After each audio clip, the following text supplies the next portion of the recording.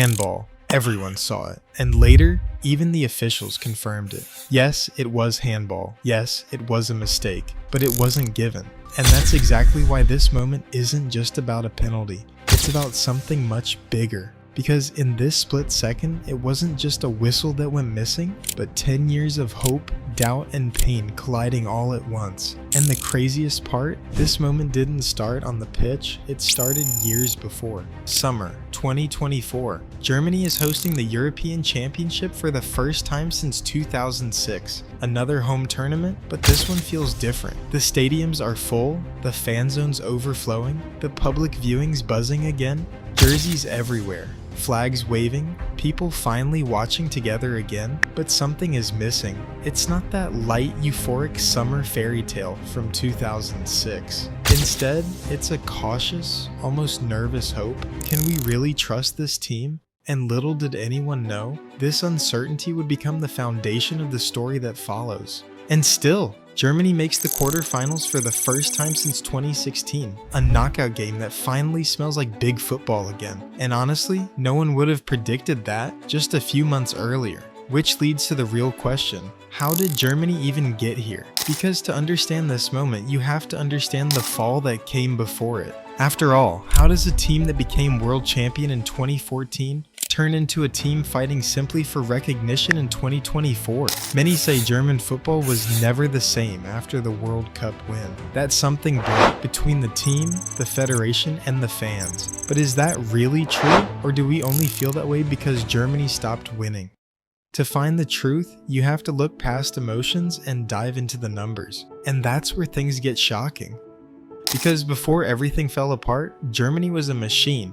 From 2006 to 2014, every Euros, every World Cup, they made at least the semifinals. That's not good, that's dominance. They had a win rate near 60% in major tournaments. 6 out of 10 games, victory. And then came 2014. World champions, the absolute peak. You'd think that moment would create a golden era. Instead, it marked the beginning of the collapse. After 2014, the win rate dropped from nearly 60% to just 44%.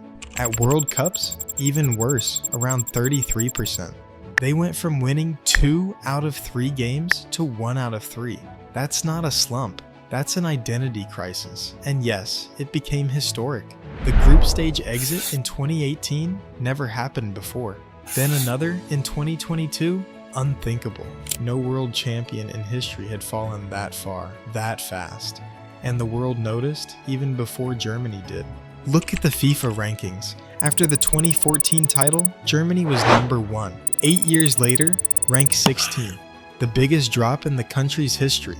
It wasn't just that the results were bad. Germany was no longer seen as elite, no longer feared, no longer respected, just normal. But the most painful decline wasn't on paper, it was in the hearts of the fans. At the 2014 World Cup, 29 million people in Germany watched. 2018, still over 26 million. But by 2022, only about 14 million, less than half. The stadiums weren't empty, but they were hollow. The connection had evaporated, the emotion gone, the magic dead. And right there, in that emptiness, begins the story of 2024. Not with confidence, but with a question.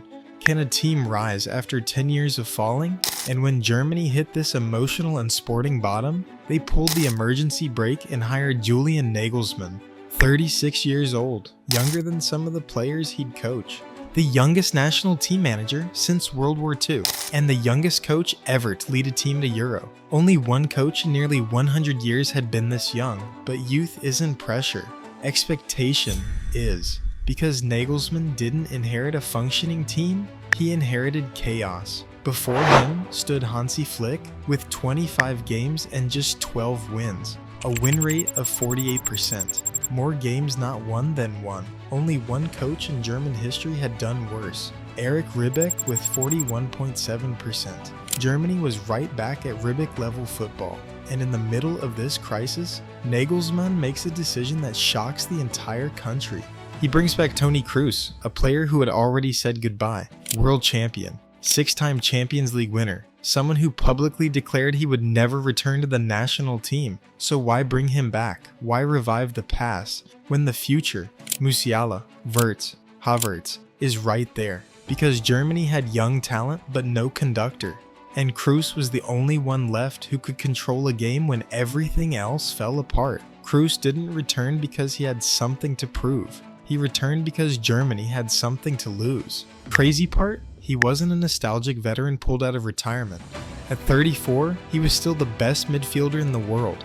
And the stats prove it, and when you see them, you understand why Nagelsmann had no choice. In the passing graph for the entire tournament, number of passes versus minutes played, Kroos is in a zone of his own. He has the second most passes of the entire Euros, in far fewer minutes than anyone near him. Under 500 minutes, yet leading the field. For short passes, even better. No one, not Rodri, not Bellingham, not Foden, controls the midfield like him. But the real madness begins when you look at progressive distance. Progressive distance shows how many meters a player moves the ball forward, with passes that actually break lines. Kroos, over 3.5 kilometers forward. Remove the goalkeepers, he becomes the only outfield player over 3,000 meters, not slightly ahead, miles ahead. A statistical outlier. This isn't normal midfield play, it's complete game control. And suddenly Nagelsmann's decision didn't look emotional, it looked inevitable. And so, two football worlds collided. On one side, the old guard, Kroos, Müller, Neuer, legends who've won everything and know this is their last dance. On the other, Musiala, Wirtz, young, fearless, explosive. Players not at the end of their careers, but at the beginning. And this balance, between wisdom and talent, brought back something Germany had lost for years: connection. People didn't return because they believed Germany would win. They returned because, for the first time in years, this team felt like a team. Fan zones filled again, streets decorated again, kids wearing Musiala jerseys. The spark was back, and the numbers backed it up. Because Germany suddenly had something that they hadn't had in decades: global superstars. Two of the world's 10 most valuable players, Musiala, 140 million euros, and Wirtz, 130 million euros, were German. Names mentioned in the same breath as Mbappe, Bellingham. Germany wasn't rebuilding, it was evolving. And that's why this European Championship didn't feel like a desperate restart. It felt like the beginning of a new era. The group stage made the dream real. 5-1 against Scotland, 2-0 against Hungary. Not perfect performances, but bold ones. Aggressive, brave. For the first time in years, Germany wasn't playing to avoid mistakes. They were playing to win, and suddenly the country dared to believe again. But if Germany wanted to go all the way, they had to beat the one team they never could: Spain. Spain wasn't just a strong opponent, they were Germany's nightmare, the recurring villain in every German football tragedy of the last 15 years. And the numbers make that clear. Because when Germany meets Spain in major tournaments, history rarely ends well. Before the year 2000, Germany actually had a positive record against Spain. 4 wins, 1 loss, 1 draw. But after 2000, everything flips. Since then, 0 German wins, 3 losses, 1 draw, Euro 2008 final, 1-0 Spain. World Cup 2010 semifinal, 1-0 Spain. Nations League 2020, 6-0, Germany's worst defeat in history. Spain wasn't just an opponent, they were the measuring stick Germany could never reach. Spain plays with automatisms, structure, control.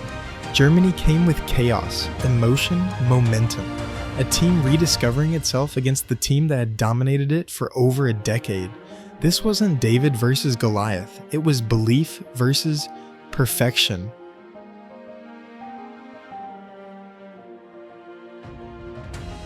And as the match unfolded, the stakes became clearer. For some players, this was the last chapter. For others, the first real test of greatness. This quarterfinal wasn't a match, it was a crossroads. One path leads to legacy, the other to regret. Before we talk goals, you need to understand the weight of this moment. For Toni Kroos, This was the last tournament of his career. No more comebacks. No more seasons at Real Madrid. If Germany lost here, one of the greatest German careers would end with silence, not applause. He returned for Germany, but risked leaving without a final goodbye. For Nagelsmann, just 36, this was the moment his entire reputation balanced on. Win, and he's the genius who revived a broken football nation. Lose, and he's the Bayern coach who failed twice. Germany doesn't hand out second chances. This was his first, maybe his last. For Musiala and Wirtz, two of the 10 most valuable players in the world, this was their first true defining game. Talent makes you admired. Delivering under pressure makes you legendary, and this was their chance to become more than potential. They could become the future. Minute 52. Spain scores. Not chaos, just silence. Everyone knew it. Time was running out. These might be the final minutes of Toni Kroos in a national team shirt, but Germany has one more breath left. 89th minute. Kroos, Kimmich, Wirtz, inside post, goal, 1-1, not salvation, but survival.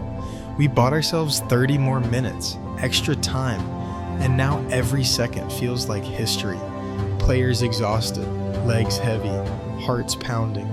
One goal would change everything for either team. And then it happens. Musiala shoots. The ball hits Cucurella's arm. Everyone screams for a penalty. Everyone waits for the whistle, but it never comes. VAR stays silent. The referee shakes his head, and in that second, destiny shifts. So now everyone asks the same question. If the penalty was given, would Germany have won? Feelings aren't enough. The numbers tell the truth, and they're shocking. Because statistically, Germany outplayed Spain. Expected goals, Spain 1.4, Germany 2.1. More dangerous actions, more progressive passes, 3,600 meters forward, more than any team in the entire tournament. Germany didn't react, they dictated. And the stats prove they were closer to victory than Spain. Now the crucial part, what happens historically when a team scores after the 105th minute? Out of 21 knockout matches with a goal that late, the scoring team won 16 of them. 76%. Penalty conversion rate, 75%. Combine them, Germany's chance of scoring and winning exceeds 90%. No guarantee, but probability says the game was Germany's to take. But in the end, there was no trophy, no fireworks, no summer fairy tale like 2006. What remains is not a title, but a moment, an arm, a whistle, and the feeling that something slipped away that should have belonged to Germany. And that's why this loss hurts deeper than the scoreboard. For Kroos, Müller, Neuer, the end comes without a stage. No gold, no farewell moment. They leave quietly, but they don't leave emptiness. They leave a spark now carried by Musiala, Wirtz, and a generation that no longer just plays for pride, but understands what injustice feels like and what it can ignite. This wasn't a happy ending, but it wasn't an empty one either. Sometimes the story doesn't end with a trophy, it ends with a mission. And maybe, just maybe, this was the beginning of something much bigger. Do you think Germany would have won if the penalty was given? Drop your thoughts below. And if you enjoyed this breakdown, hit the like button and subscribe for more deep football stories.